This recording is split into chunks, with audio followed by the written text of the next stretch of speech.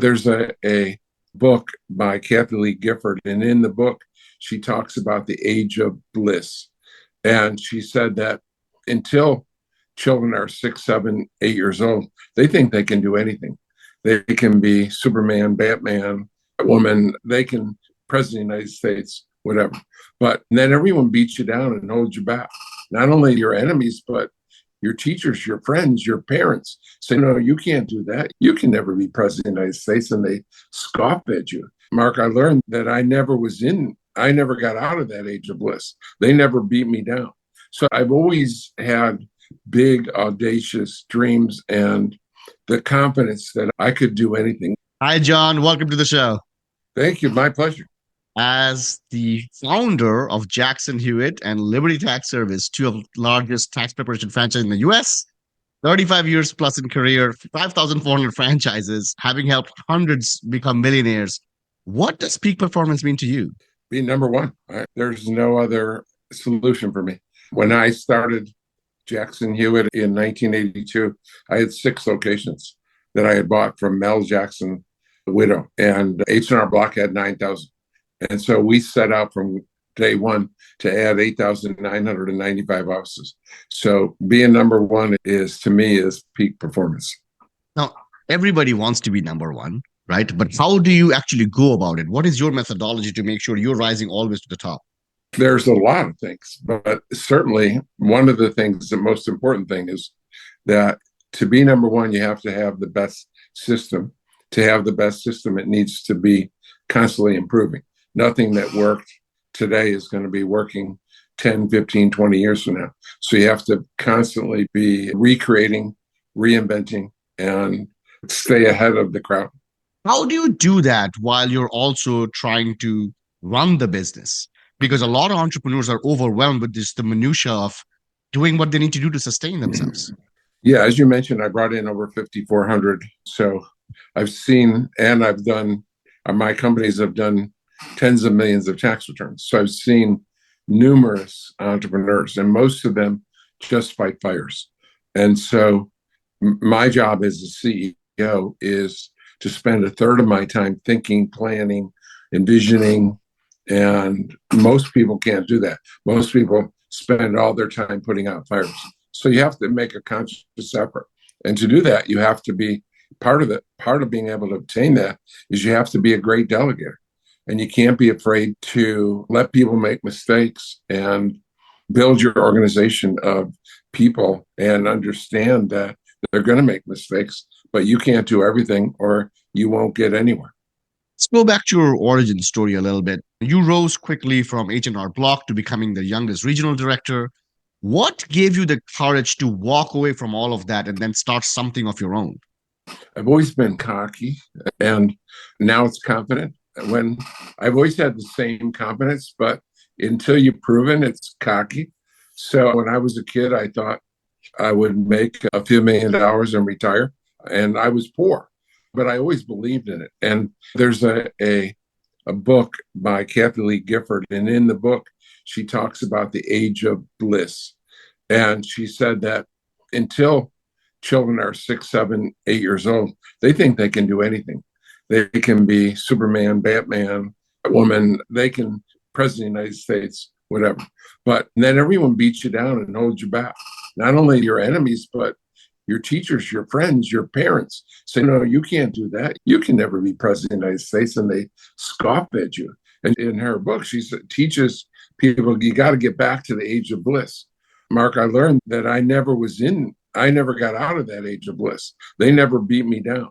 So I've always had big, audacious dreams and the confidence that I could do anything, even though my goals are outrageous. Who would set that goal? We never got to 9,000, but we got to 6,000 and $1 billion company. So I'd rather shoot for 9,000 and hit 6,000 than shoot for 500 and hit 700. Yeah. Talking about that age of bliss, I call that naivety. I say naivety is one of my superpowers. And I agree with you. Adulting is just a process of learning how to not to dream anymore. We become quote unquote too practical.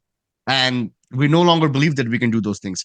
Can you give me an example of something specific that the world was telling you cannot be done, you knew you could do it, and how you went about accomplishing it. How did you fight these demons that's coming at you, that's telling you can't do all this stuff?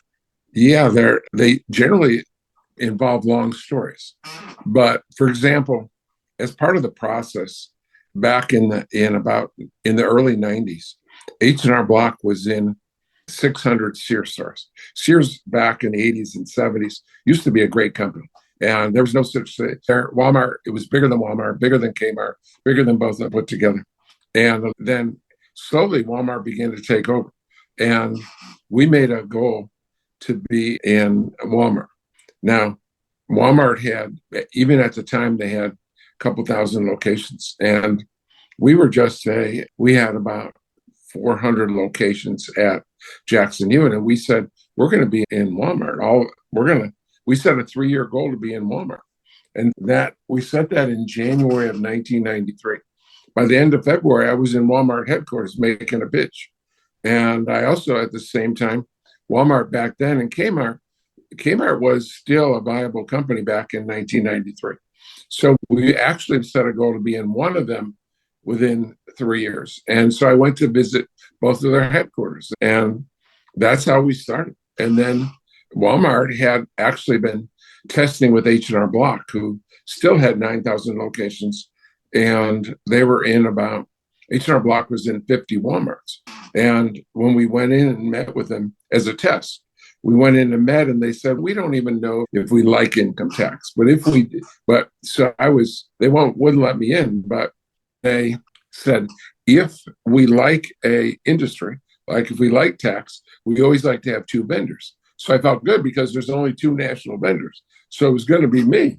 So I felt good about that, but bad, I thought Block might ruin the deal. And because they didn't care, they were already in Sears. They already had 8,400 storefronts. What did they care about Walmart? And Walmart wasn't a big thing back in wasn't 10% as good as it is now back in 1993. So I thought they might mess it up. But what happened was he didn't let me in, but Sam's Club called him and said, we'd like to test that. So we asked Block, and Block said, no, we don't want to go into Sam's Club. So we tested in Sam's Club. And then the second year, Block called him on, we did good enough in Sam's Club to earn their respect. And then the second year in December, Block called him and said, we're not going to be able to take 50. They were going to go in 100 locations. And Block called in December, said, we're only going to be able to take 50. So Walmart called me up, and we scrambled and were able to get into those 50 locations. We were able to get into about a third of them. And so all of a sudden I had my foot in the door. I went through by way of Sam's Club to Walmart. When they called for help, I marshaled all my forces and got 16 or 17 locations up and running. And within 2 years, Jackson Hewitt had a monopoly in Walmart. And today they have 6,000 locations, and half of them are in Walmarts. So they're in almost 3,000 Walmarts. They do over $1 billion worth of business tax preparation in Walmart, starting with that little test in 1995 of 17 locations. Wow. It's one thing to be able to execute a plan, to have the proper mindset and the routines and the discipline and the know-how. It's not a thing to even know what to do. You didn't grow up in the age that these kids are growing up these days with internet and ChatGPT and AI. So when it comes to knowing what do I need to do to build this business, how did you go about that? That's a good point. There's no class on how to exponentially build the business. There's no class in this country on how to be CEO. So I've been CEO since 1982. So this is my 43rd year of being a CEO. I call it the School of Hard Knocks. And I went through the School of Hard Knocks. I learned on the fly. I had to learn as I went. And again, much of that is adapting and improving. I had to commit to continual improvement. Now, improvement, you can't improve unless you change. So I'm a vessel of change. I've been changing every year for 43 years and improving and learning. And that commitment has propelled me into achieving great things and making the world a better place. As you said, I brought in over 5,400 franchisees, made over 1,000 millionaires. and they had hundreds of thousands of employees. So I've impacted tens of thousands of lives. Absolutely.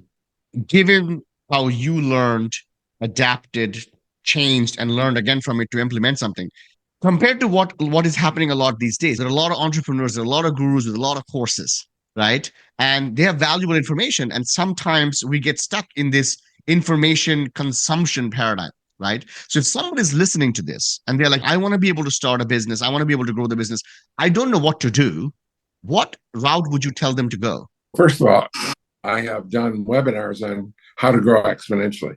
Here's the top 10 most important attributes in growing exponentially. But in the 90s, there's a lot of motivational speakers, Tony Robbins galore, right? And Tony Robbins, I believe, I love what he says. Everything he says is accurate. And there are some other Gary Vaynerchuk, and there's some other great advisors out there. But it reminds me of in the 90s, my staff, my sales staff, they begged me to pay for them to go see Zig Ziglar. Are you old enough to remember Zig Ziglar? Oh, I remember Zig Ziglar. Yeah. He was a 90s guy. He was he was the Tony Robbins of the 90s, only devoted to sales. And so I sent about 8 of them to Zig Ziglar, and not knowing what would happen. I'm not a real confident that anything would happen. They all came back that day. They're all motivated. They're all, we're going to conquer the world. Within 2 days, 3 of them weren't motivated anymore. Within 2 weeks, only 1 was still left. Within 2 months, it had no impact. So I'm afraid that people have bigger appetites for improvement than they can really live. And that commitment to change is so difficult. I don't know an intelligent person that I've ever met that said, I don't want to improve. I'm the cat's meow. I'm perfect. I don't want to improve. I don't need to improve. I don't know anyone that has ever said that. But that's how people act. What they say is, I want to improve, but don't ask me to change anything. And improvement requires change, and change is difficult. And there cannot be greatness. You cannot become great without constant disruption and difficulty. And I guess the best word is being uncomfortable. So if you want to be great, be prepared to be uncomfortable. You are going to face discomfort virtually every day. You're obviously one of the pioneers of the franchising model. What do you think makes franchising such a powerful tool for wealth creation? It's when it's done right. And by the way, I want to be careful, because franchising against common knowledge usually fails. Most franchisors fail. And you hear about all the great companies, the McDonald's and the Subways and the Jackson Hewitts and the loyalty brand. You hear about all the great success stories. You don't hear about all the failures. So 80% of the franchisors that have started in the 21st century have failed.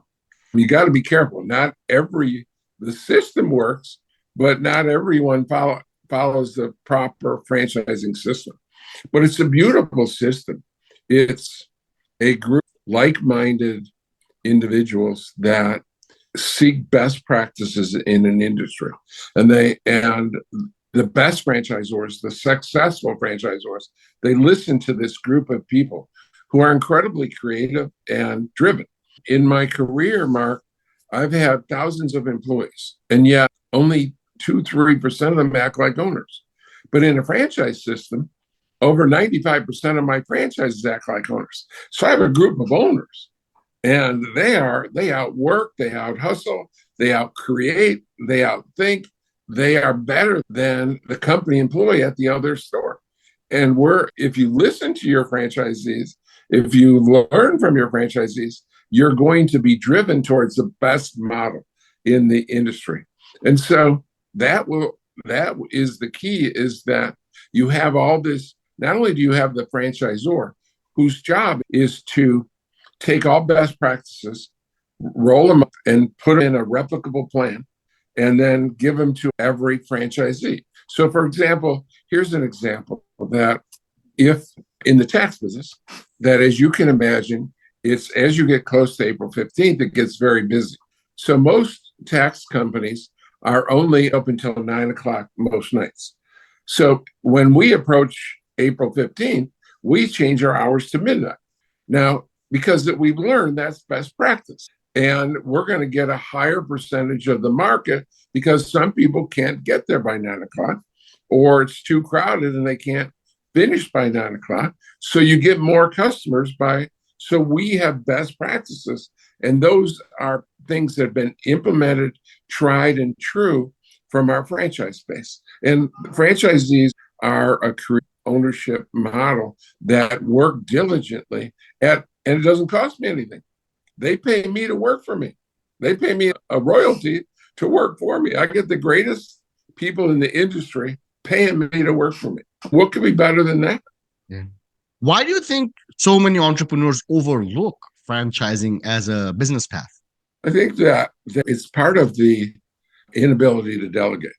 That in the same thing, when you deal with a franchise, it's not dealing with corporate employees. You can hire and fire a corporate employee, right? But with a franchise, you've got to go through all kinds of legal mumble jumble to bring in the franchise and to get rid of the franchise. It's a huge nuisance. Most managers make the mistake of treating their employees as subservient. I'm your boss, do what I say. Mm-hmm. So I believe that with my employees, that you're going to make me happy, but I got to make you happy too. So I'm very altruistic, and that's why we call it loyalty brands. I have dozens of people that have been with me 20 years or more because I'm so pro-employee, but I'm also pro-franchisee. And a franchisee, a mixed relationship. They're a customer, but they're a partner also. They're a quasi-employee, and they're a brains are. They're also thinking and innovating and creating alongside of you as a boss better than employees do, because employees tend to be intimidated or act like employees, and they go home at 5 o'clock and don't ask me to think about it anymore. When someone acts like an owner, they spend most of their woken time thinking about the business. Yeah.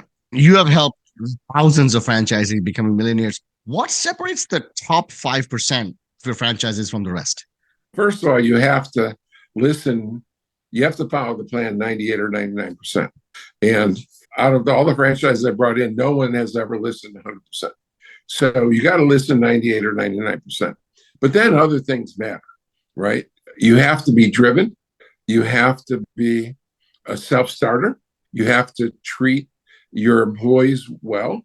And you have to understand that everything starts, ends, and is the customer. Without the customer, you have no business. You don't need a franchisee, franchisor, board of directors, CEO, owner. If you don't have customers, you don't need anything.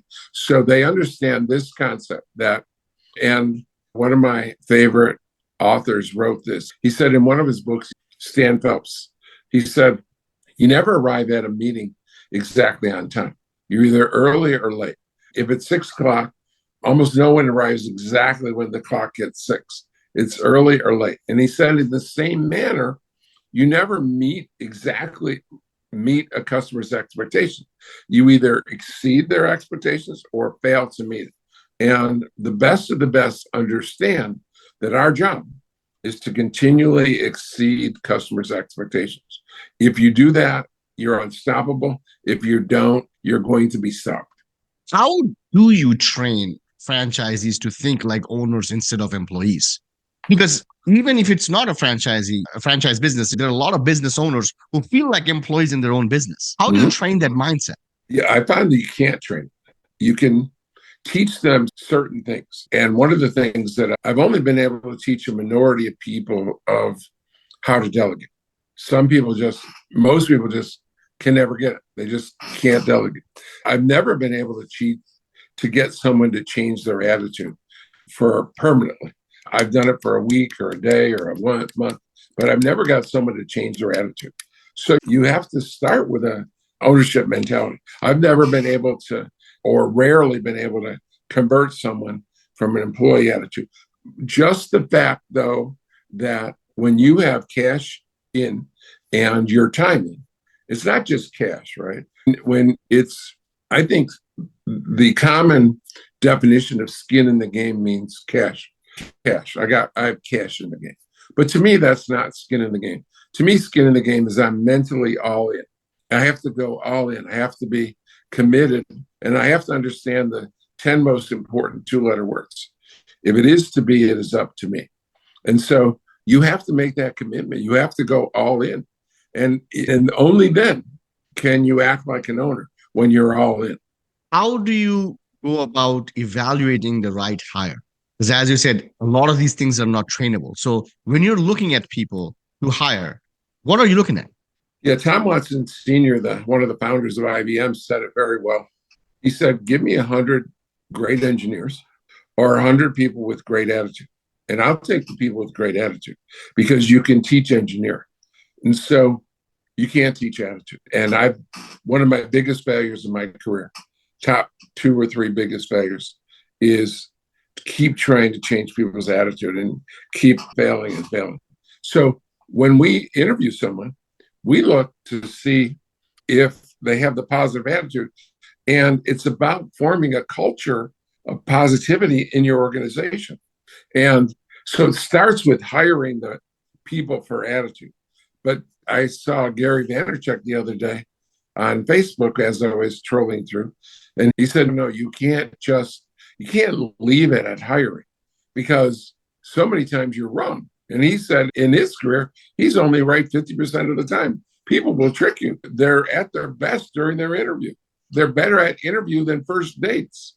And he said, so what you have to understand is you have to be quick to fire and promote. You fire and promote quickly within a few months after you hire them, because you're going to be mistaken. And if you have people that have the wrong attitude, they're going to be toxic to your culture. If I am listening to this podcast and I'm thinking, I want to try getting into becoming a franchise owner, what are some things that a person should evaluate when they're thinking about what franchise to become an owner of? It's beyond simple. First of all, you have to decide whether you like the industry. One of my industries is mobile pet grooming. And do you like pets? And another is tax and accounting. Do you like sitting at it and do you like taxes and accounting? But so first of all, you have to have kind of an affinity for the business. But at the end of the day, you evaluate a franchisor based on this principle. A great franchisor understands the only way to greatness is happy, successful franchisees. And not just happy, they got to be successful. They have to have, because I've seen unsuccessful, happy franchises for a while. And so you have to evaluate the attitude of the franchises that are already in the system. Are they happy and successful? If they are, you can't stop growing. If they're not, you can't grow. So it comes down to the right industry, and are the franchisees happy, and good return on investment for their time and money. How do you go about ensuring operational consistency across locations? It's hard enough to get people to do what you want to do in one location. How do you do it all across? It's incredibly difficult and incredibly important. I had 6,000 offices at Jackson Hewitt and 4,000 offices at Liberty. And whoever offers the worst service is going to determine the quality of our brand. We're going to be not evaluated by the best performer, but by the worst performers. So it's important to the franchise base, that we police the system. So we do one thing that no one else does. And we call customers and say, how did Mark do for you? And was the feed fair? So we have about a 3-minute call and say, how can we improve? And no one does that today. They'll send them emails, they'll send them texts, they'll give a postcard to fill out, but no one is calling customers. And so it's state of the art. Our customers love to be called. They love to be asked. And so we get a higher retention. And one of the things we do is we ask for referrals when we call. But what we've learned is that in most of our industries, our frontline people aren't good at asking for referrals. Our dog groomers aren't do a good job asking the owner for a referral. Our tax preparer, they're accounting types. They're not outward, typically not salesmen go around people that, yeah, do you know it? Do you have any friends that might be interested? So we get more referrals than we, not only do we police the system, and we get more referrals and more retention because our customers like it. But Mark, it doesn't matter if you're a franchisee. If I think you're doing a good job or you think you're doing a good job, it only matters if the customer thinks you're doing a good job. So we check with our customers. Not every customer. You don't have to call every customer, but you have to do a reasonable sampling of every location. What's your personal daily routine or mental model for performance? Because you've been doing this for a very long time and not only sustaining it, getting better every year. I don't think I have a personal routine. So I don't have it. There's no 2 days are alike. But one thing is, I wouldn't call it a routine, but I'm very jealous about my time. And I'm very, if you send me an email, not going to say, write, even type yes or no. I'm going to type Y or N. And I'm not going to, and if you ask me a question that 6 other people in my company know the answer to, I'm not even going to answer you. Because if you say, how do I get a hold of so and 7 other people or 70 other people in my company know that? I'm not going to waste time. I'm not going to teach you. I'm not going to enable you to be a bad delegate like you want me to be. I'm not going to ask someone who knows better. Here's another example. Let's say Joe sends me an email and I forward it to you. You get it and with an attachment, and there's no attachment. So you send me a note and say, there's no attachment. I ignore you because go ask Joe. Joe sent it to me. So Joe has the attachment too. So don't waste my time. So I'm incredibly time sensitive. And I don't do things that I'm not good at. I don't cook. I don't clean. I don't mow the lawn. I don't repair my house. I don't do things that I'm not good at. I've created $2 billion worth of companies, and my time's worth thousands of dollars an hour. And if I can pay someone $20, $30, $40 an hour to do it, I don't do it. And that gives me free time to, first of all, to rest up so I can focus when I'm focusing, and also to think and plan and envision. And it's funny, in my whole career, I'm in management, I started in management in 1971 at H&R Block, right? If you can imagine, 44 years ago, I was managing 10 offices. So I've been in management forever. But people say to me, I said, they won't contact me because I'm so busy, they don't want to bother me. I say, I'm not busy because I won't be bothered. So I'm actually have more time than virtually everyone. And I've run tens of thousands of offices and hundreds of thousands of employees. And I have time for every day. I have time to help. I have 15 minutes there and 30 minutes there. Because I'm so jealous of protecting my time from wasting my time. And I know that I have to be the visionary for the organization. Yeah. What does to whom much is given, much is required? What does that mean to you in practice? Wow. That's one of our principles, is paying it forward. That's one of our top 10 principles. So I'm so incredibly blessed, right? When I talk about all the things I've achieved, it's not because John Hewitt, it's that we all started in equal talent, and we all started at the same talent level. And John Hewitt exceeded everyone else. I've been given more talent than most people. I'm blessed. And 98% or 95% of people retire. And God bless them. I don't begrudge anyone. But I'm almost 76 years old, and I'm at the pinnacle of my knowledge and experience. And I can't imagine going and wasting my time sitting on a beach when I have so much to give everyone and to help. I'm here to give back and change the world, to make it a better place. I've been given gifts, and God doesn't want me to go sit and waste away and travel the world and have fun. And but my fun is helping people. I'd much rather be helping people than visiting the Grand Canyon or the pyramids or the Great Wall of China. My fun is changing lives. There's nothing more rewarding than improving people's lives. Our mission statement, I love our mission statement. This is my third mission statement. It's the best one. Having fun, improving lives. On Monday morning, if you're not looking forward to going to work, you're going to the wrong place. If you're living a thank God it's Friday life, that's a wrong life. With me, it's thank God it's Monday. Yeah. There's so much talk about living a balanced life. Do you really think for an entrepreneur, like a balanced life is actually possible or something that we'd be achieving for? I don't think, a balanced life is different in the eye of the beholder. Your balanced life isn't my balanced life.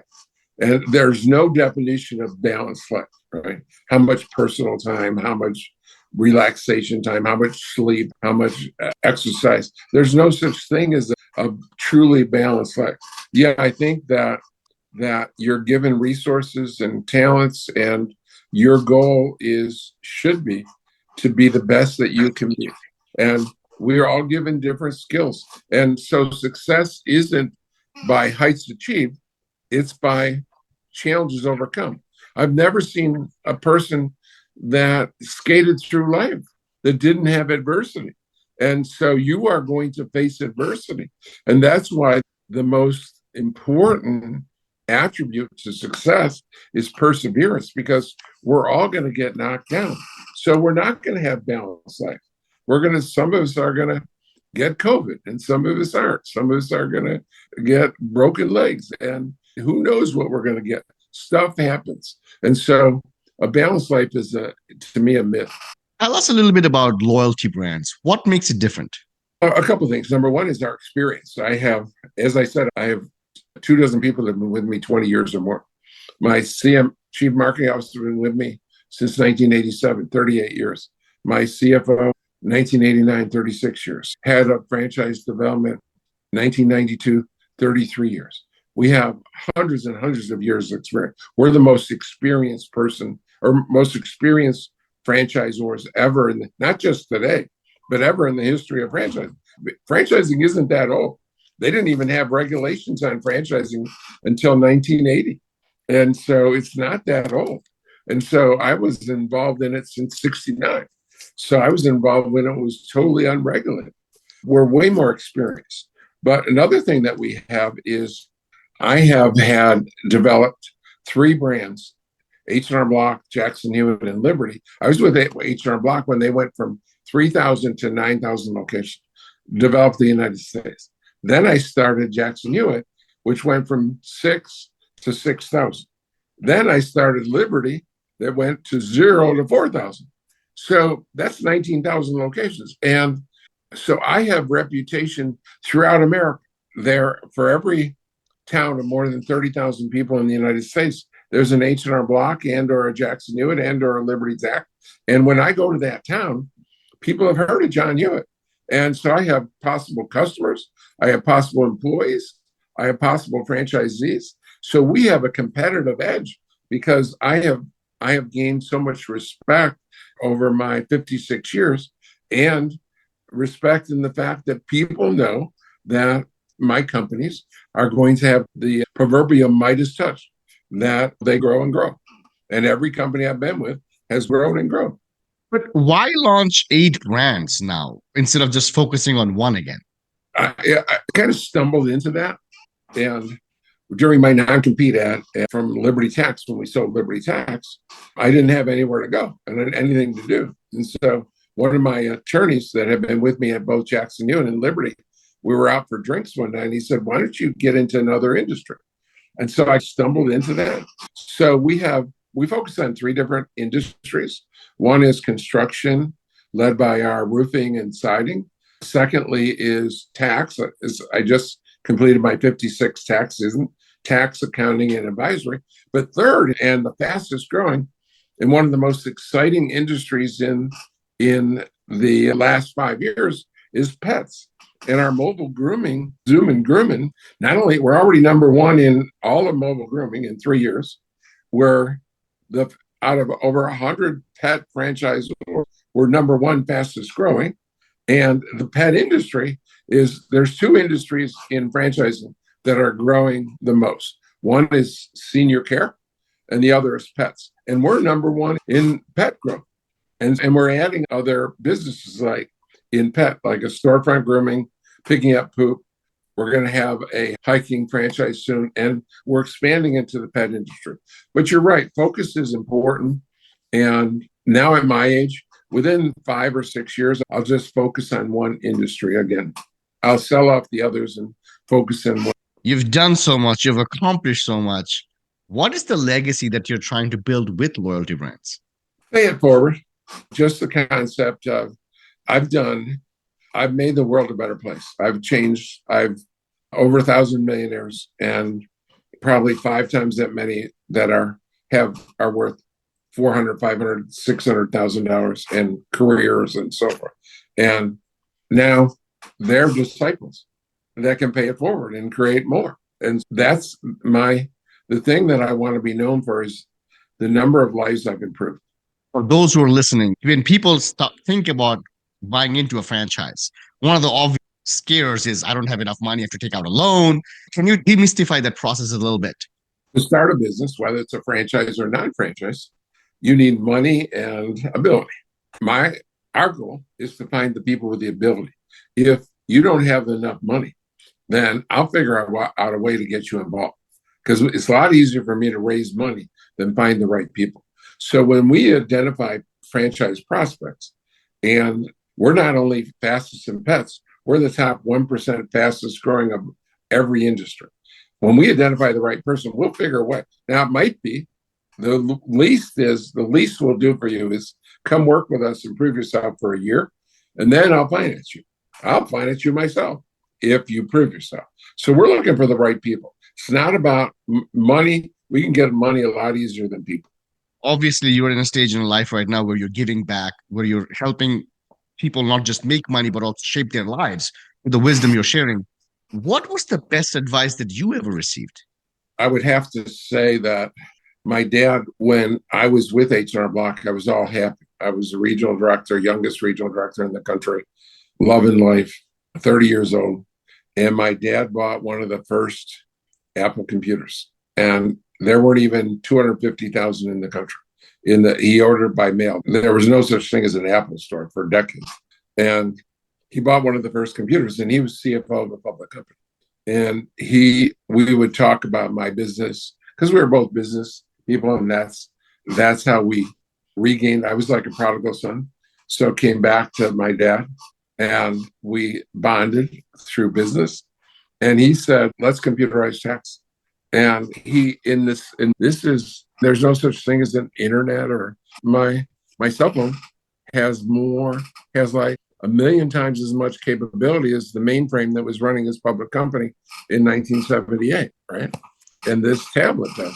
So he was a visionary. He said, one day computers are going to open our garage door and turn our oven and run our cars. When I started at Block, not only didn't they have computers, they didn't have calculators.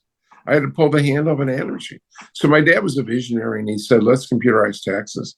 We built the first tax software for an Apple computer. We expanded that into Jackson Hewitt, which became $1 billion company. But yeah, I have to give the credit for my dad had to drag me kicking and screaming out of H&R Block because I was so happy and having such a good time.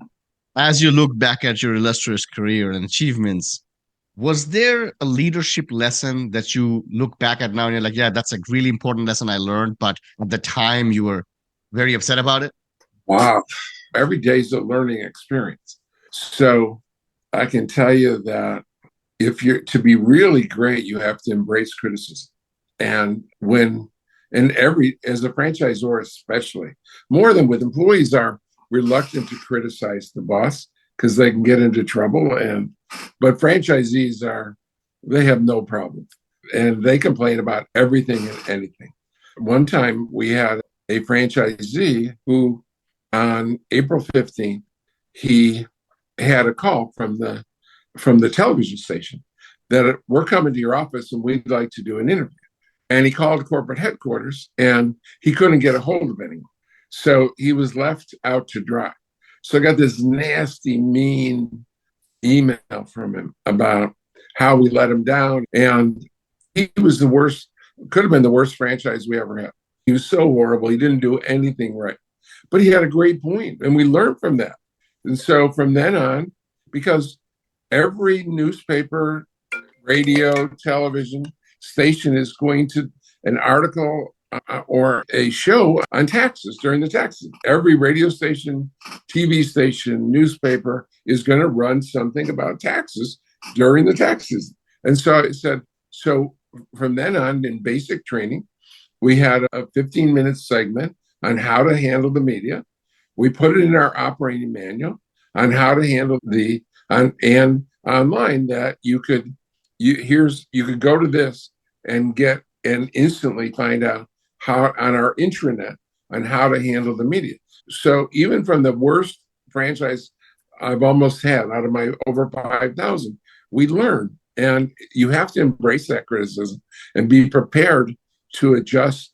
Good ideas can come from the worst franchise.